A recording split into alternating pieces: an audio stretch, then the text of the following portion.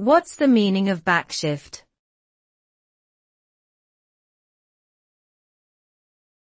Backshift.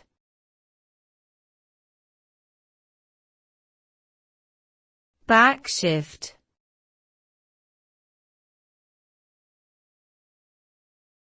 Backshift.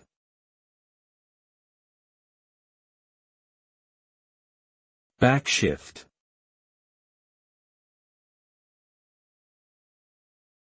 In linguistics, backshift refers to the phenomenon where the tense of a verb in a subordinate clause is shifted back in time, compared to the tense of the main clause. This can occur when reporting speech, thoughts, or beliefs expressed in the past. For example, he said he was hungry uses the past tense was in the subordinate clause, even though the original statement may have used the present tense is. This shift helps to indicate that the reported speech, thought or belief was expressed in the past and not necessarily true anymore. Backshift is a common feature of indirect speech and embedded clauses in many languages, including English.